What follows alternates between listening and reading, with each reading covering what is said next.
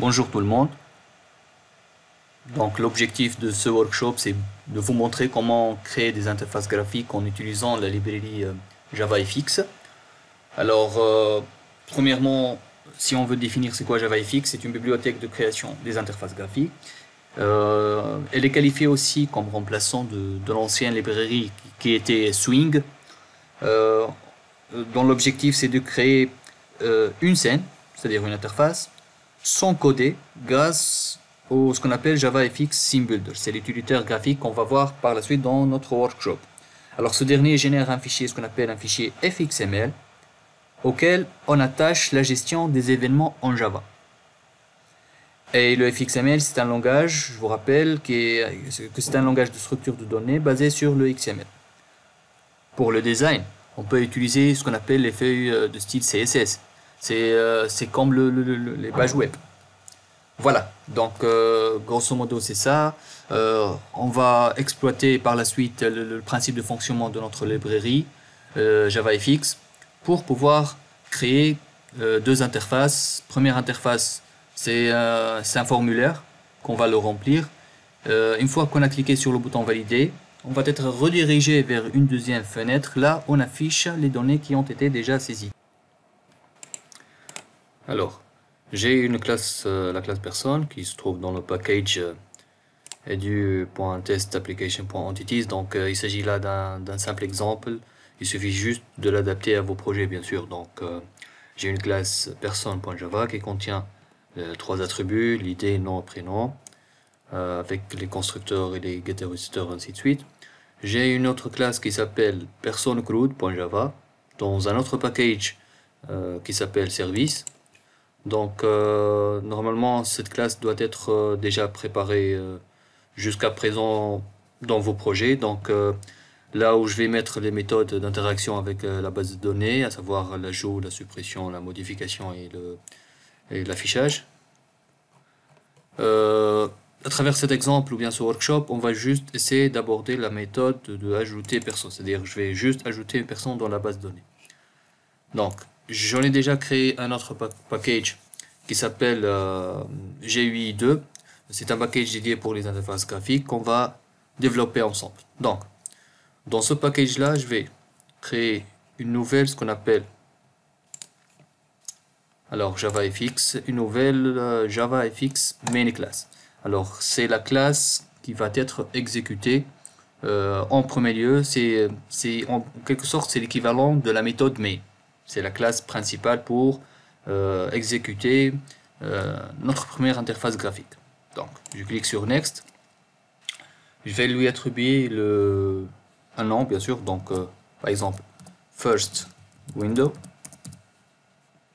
Finish.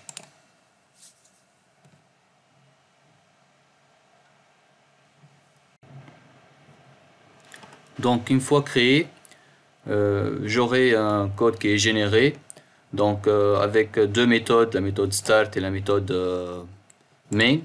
Donc nous, on va s'intéresser plutôt à la méthode start. Donc tout le travail va se faire dans la méthode start. Alors si je vais tester juste l'exécution de ce code par défaut, donc oups, ah non, c'est ici, first window run file.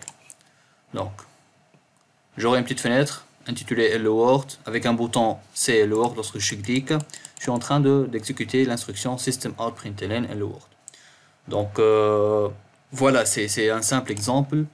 On va pas s'y intéresser. Donc nous, on va développer notre propre code. Du coup, je vais supprimer le bloc qui existe à partir de la ligne 24 jusqu'à la ligne 36. Voilà. Donc tout ce code là je vais le supprimer. Alors ici il me dit voilà cannot find symbol, la variable route n'est pas encore définie. Ça c'est logique, on va la définir par la suite. Donc avant toute chose je vous explique un tout petit peu le principe du fonctionnement du JavaFX. Donc ici on a la notion de scène, le primary stage, point show par exemple. Alors ça nous rappelle un tout petit peu d'une pièce théâtrale. Donc on a le stage, là où on va mettre la scène. La scène, à son tour, elle est composée par bien sûr, des acteurs, un ensemble d'acteurs représentés par la variable root. On va voir comment on va définir nos acteurs et nos éléments. Donc, première étape consiste à déclarer la variable root, elle est du type parents. Donc, j'utilise le contrôle espace pour gagner du temps et faire l'import d'une façon automatique. Parent root reçoit. Alors, je vais faire appel à l'objet fxmlLoader. .load. Entre parenthèses, je vais invoquer la méthode getClass.getResource. Alors, c'est quoi ce getResource? Voilà. Donc, getClass.getResource. Alors, concernant la méthode fxmlLoader.getClass.getResource. Donc, ici, qu'est-ce que je suis en train de faire, ou bien qu'est-ce que je vais faire plutôt, c'est de faire appel au fichier qui regroupe les éléments graphiques de notre interface. Donc, c'est un fichier qu'on n'a pas encore créé. Alors, c'est un fichier qui va porter l'extension .fxml. Il faut la mentionner. Donc, ici, je vais mentionner le nom du fichier qui va représenter par la suite la première interface qui va être déclarée ou bien affichée. Donc, dans le même package, j'ai eu deux ici. Je vais mettre bouton droit, new, alors other, la catégorie JavaFX. Alors, tout à l'heure on a choisi JavaFX main class, maintenant on va choisir empty fxml. Next. Alors, ce fichier va porter le nom du inscription. C'est le nom du .fxml. Je vais cliquer sur Next. Maintenant, je vais utiliser ce qu'on appelle Use Java Controller. Alors, je vais cocher cette case. On va voir c'est quoi l'utilité de ce contrôleur par la suite. Next. Donc ici, il nous demande si on va utiliser des feuilles du style CSS. Donc, ce n'est pas le cas. Donc, je vais cliquer directement sur Finish. Voilà. Donc, alors si je vérifie ici dans mon package EI2, qu'est-ce que je vais trouver? Inscription.fxml, le fichier fxml, aussi bien le fichier inscription controller.java. Alors j'ai un fichier fxml qui représente l'interface graphique, les composants de l'interface graphique, et un fichier inscription controller.java qui est le contrôleur du fichier fxml. Donc ça nous reste qu'à développer les interfaces graphiques. Donc je double-clique sur inscription.fxml. Normalement, vous aurez l'interface du SceneBuilder. SceneBuilder qui s'exécute, bien évidemment, et on va créer notre premier fichier inscription.fxml. Donc, à gauche, qu'est-ce que j'ai? J'ai toute une panoplie de composants graphiques. Donc les boutons, les text feeds, les text area, on a même les statistiques, les charts et beaucoup d'autres composants graphiques. Donc, puisqu'on va faire un simple exemple, donc je vais chercher normalement 3 labels qui représentent l'ID, nom, le prénom, et 3 text fields, aussi bien qu'un bouton de validation. Donc, dans la barre de recherche, au lieu de chercher et de balayer toutes les composantes, donc je vais écrire ici label. Voilà, donc c'est label. Je vais glisser, déposer mon label dans mon première interface. Par la suite, j'aurai besoin de 2 autres labels qui représentent le nom et le prénom. Même si ici que l'idée c'est auto-increment, hein, donc c'est pas vraiment nécessaire de le mettre. Quoi d'autre? Donc j'aurai besoin de ce qu'on appelle le text field. Alors, je vais choisir le premier text field.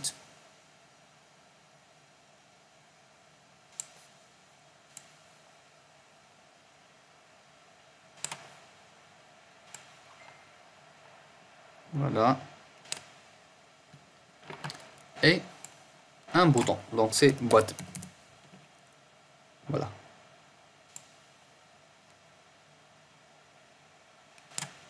Bien sûr, je peux changer les dimensions du bouton.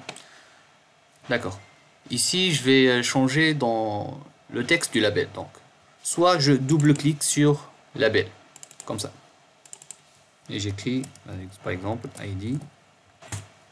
Soit je clique une fois sur label, et à droite, dans propriété, alors, j'ai l'attribut label. Je vais écrire non. Bien évidemment, il y en a d'autres propriétés que vous pouvez changer, à savoir la taille, la couleur, l'alignement, ainsi de suite. Donc, je vais changer aussi le prénom. Voilà. Alors, pour les champs, les text fields, donc, j'ai rien à changer, juste au terme de dimension. Voilà, si on veut changer les dimensions, bien l'alignement. Pour le bouton, la même chose. Soit je double-clique sur le bouton, soit ici dans l'attribut bouton, je vais changer le texte par valider. Très bien. Alors, imaginons que j'ai préparé cette interface et elle est exécutable, fonctionnelle à 100%. Donc, de quoi j'aurais besoin? Je me pose la question. J'aurais besoin de saisir ces trois champs et de cliquer sur ce bouton-là, valider, pour pouvoir enregistrer en première étape la personne dans la base de données et naviguer ou bien être redirigé vers la deuxième fenêtre. Donc, j'aurai besoin d'interagir avec ces quatre éléments, les trois text fields et le bouton. Du coup, je dois attribuer des identifiants pour chaque élément, ce qu'on appelle des FXID. FXID. Alors, l'FXID, je ne vais pas le trouver dans le volet properties. Donc, je vais cacher ces volets-là, mais plutôt, je vais étendre le volet code. Donc ici, je vais mettre par exemple TF ID.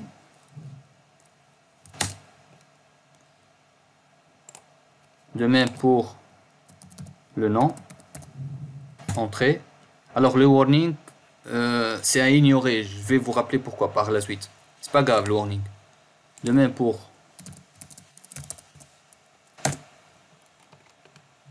le text field du prénom. Et de même, je dois attribuer aussi bien un FXID pour le bouton. Donc, btn validé. Alors dans le bouton, mis à part le FXID, j'ai aussi l'action.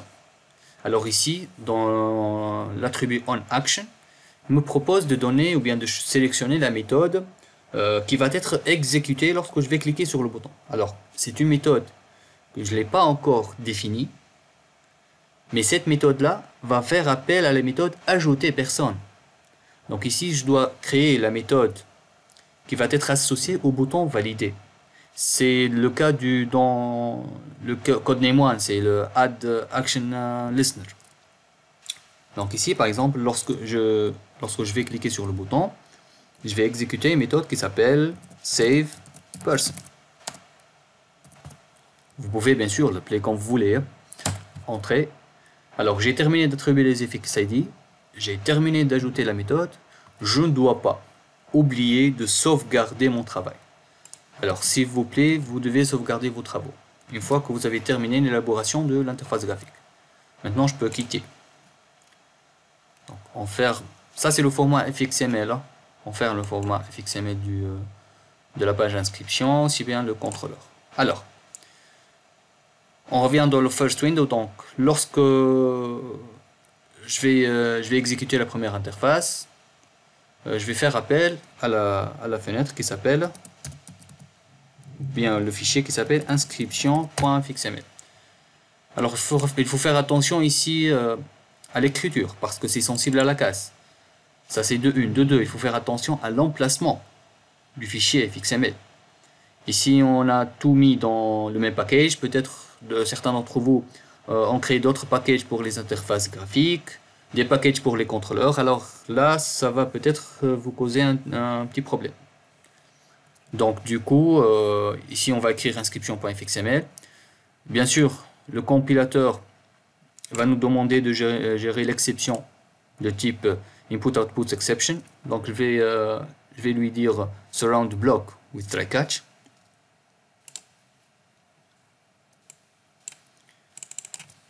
Et je vais écrire dans le block catch comme on a fait dans la classe system.println x.getMessage. Voilà.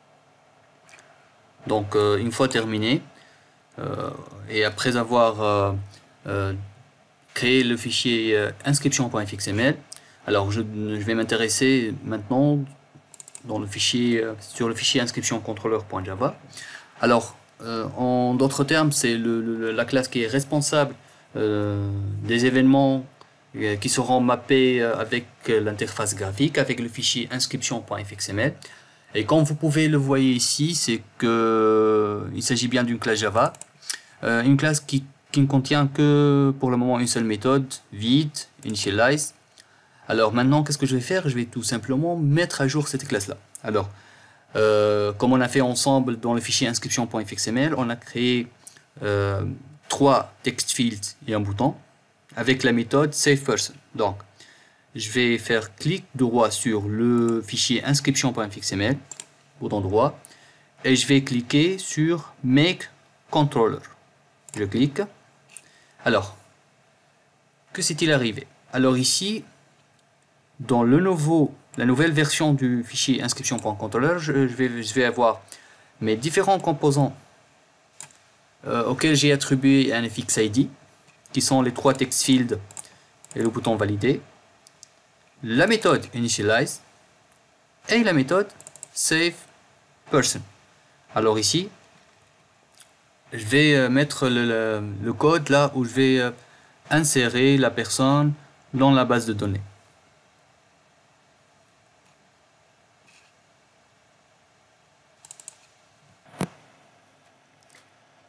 Alors je vais essayer de tester la première interface qui est inscription.fxml. Donc après avoir mis à jour le contrôleur, je vais faire clic droit ici sur le first window.java et run file. Alors normalement c'est ça l'exécution. Donc j'aurai une fenêtre qui contient 3 text fields et un bouton valider. Bien sûr ce bouton là ne fait rien pour le moment. D'accord. Le problème ici c'est que lors de l'exécution, j'ai eu une taille qui est prédéfinie à l'avance dans mon code.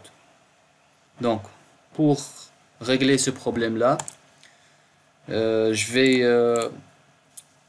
vais changer dans le constructeur de scène, de l'objet scène.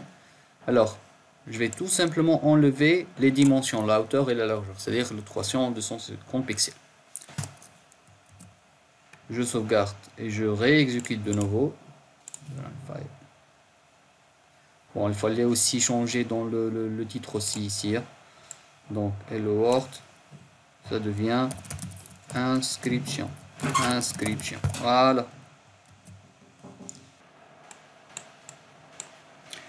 Très bien.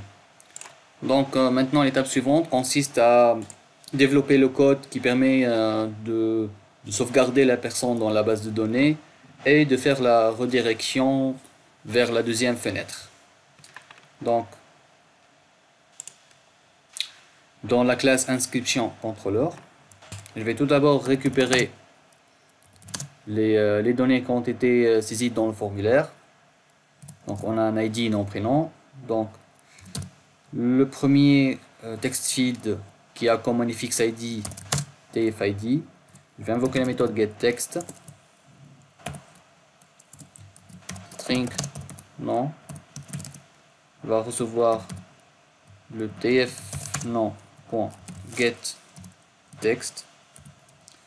De la même façon pour le prénom, tf prénom.getText. Alors l'ID ici c'est souligné en rouge. Pourquoi? Tout simplement parce que getText, le type de retour de cette méthode c'est plutôt un string. Voilà, un string getText string. Et on ne peut pas affecter un string dans un int. Qu'est-ce qu'il faut faire? Tout simplement il faut juste la convertir en faisant appel à la méthode integer.parseInt. Voilà. Par la suite, puisque nous allons sauvegarder des objets de type personne dans la base de données, donc je vais créer un objet de type personne. Et on doit importer la classe à partir du package edu.testApplication.entities. Personne p égale new personne. Je vais utiliser le constructeur paramétré, donc id nom prénom. Bien sûr, il y en a plusieurs méthodes pour faire l'instanciation de la personne, c'est-à-dire je peux commencer par le constructeur par défaut, puis utiliser les setters. Donc c'est à vous de choisir. Donc, après avoir ici créé ou bien instancié l'objet P de type personne, alors je vais invoquer la méthode ajouter personne. Cette méthode là se trouve dans la classe personne root. Ajouter personne dans la classe personne root. Donc, tout simplement, de la même façon, je dois instancier la classe personne root. Je vais l'appeler par exemple PC égale new personne root. Je vais invoquer la méthode ajouter personne. Je vais mettre P en paramètre. Voilà. Donc essayons de tester ensemble. Donc on va tester. Bouton droit run file. Bon, l'ID ici n'est pas nécessaire parce que j'ai mis l'ID dans la base de données qui est auto-increment, donc je peux écrire n'importe quoi ici. Donc non, c'est par exemple Dupont Julien. Je vais cliquer sur valider. Voilà, donc connexion établie, personne ajoutée. Je peux vérifier aussi dans la base de données. Juste il me faut que je vérifie le nom de la base. C'est dans le package tools, my connection. Donc ma base c'est esprit avec 2T. Très bien. Donc esprit avec 2T, le voilà, la voici. Donc personne. Julien Dupont. Voilà. Donc mon travail il est correct. Très bien, donc maintenant on va créer la deuxième fenêtre qui s'appelle un details window .fxml. Donc une nouvelle fenêtre, donc un nouveau fichier, un petit fxml. Donc c'est details window, la fenêtre des détails. Next, je coche aussi le use Java controller, ça va porter le nom du detail window controller. Et puis finish tout court, parce que je ne vais pas utiliser des feuilles de style. Donc j'ouvre le fichier detailswindow.fxml, je double-clique, et la fenêtre du theme builder s'exécute. Entre parenthèses, parfois le fxml ne s'exécute pas en utilisant le theme builder, donc il s'exécute de la façon des balises XML. Donc tester la méthode suivante, il suffit juste de fermer NetBeans et de le réouvrir de nouveau. Ok. Espérons que ça marche pour vous. Très bien. Donc ici la deuxième fenêtre, comme tout à l'heure. Donc j'aurai besoin de 3 labels.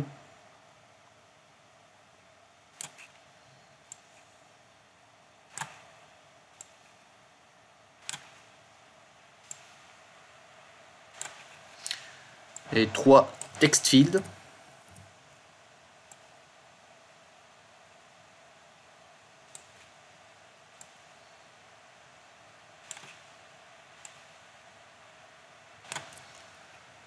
Ici, c'est quoi la différence? C'est que, premièrement, j'ai pas de bouton pour valider parce que c'est une fenêtre juste pour affichage. La deuxième différence, c'est que ces champs-là, ces text fields-là, ne sont pas éditables. C'est-à-dire, je ne peux pas écrire du texte dans ces 3 text fields. Du coup, je vais réagir avec l'attribut éditable. Elle est par défaut cochée, je dois la décocher pour les 3 text fields. Et comme je vous ai dit avant, vous avez toute une panoplie d'attributs. Vous pouvez changer pas mal de choses dans vos composants graphiques. Et n'oubliez pas d'attribuer des FX ID pour chaque élément. Parce que je vais insérer du texte dans ces 3 text feeds. C'est-à-dire que je vais réinteragir avec ces 3 composants.